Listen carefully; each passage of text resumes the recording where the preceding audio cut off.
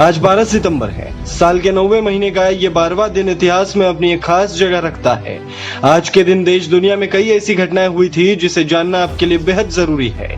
तो आइए नजर डालते हैं आज के इतिहास पर। Lord Cornwallis fort William presidency के गवर्नर जनरल रहे थे। इन्होंने 1793 ईस्वी में बंगाल में स्थायी बंदोबस्त के रूप में एक नई राजस्व पद्धति की शुरुआत की। आज ही के दिन 12 सितंबर साल 1786 को लॉर्ड कॉर्नवालिस पहली बार गवर्नर जनरल बने थे। इनके समय में जिले के सभी अधिकार कलेक्टर को दिए गए और इसे ही भारतीय सिविल सेवा का जनक माना जाता है। इन्होंने कंपनी के कर्मचारियों के व्यक्तिगत व्यापार पर प्रतिबंध लगा दिया।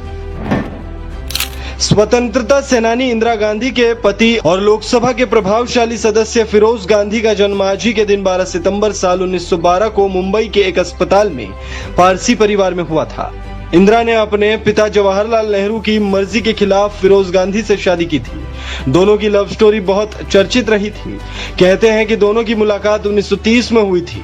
फिरोज गांधी भारत के एक राजनेता और फेमस पत्रकार थे। वे लोकसभा के सदस्य भी रहे।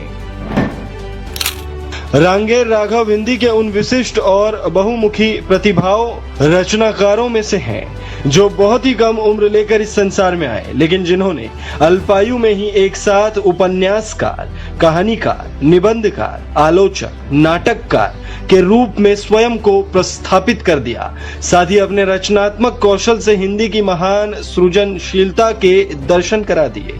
प्रसिद्ध रचनाकार रांगेर राघव का निधन आज ही के दिन 12 सितंबर साल 1962 को हुआ था।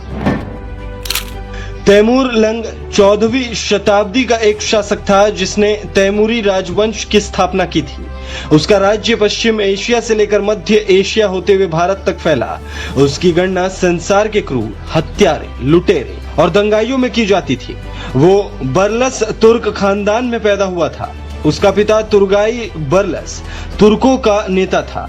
भारत के मुगल साम्राज्य का संस्थापक बाबर तिमूर का ही वंशज था। तैमूर लंग आज ही के दिन 12 सितंबर साल 1398 में सिंधु नदी के तट पर पहली बार पहुंचा था। फिलहाल के लिए इस वीडियो में इतना ही। धन्यवाद।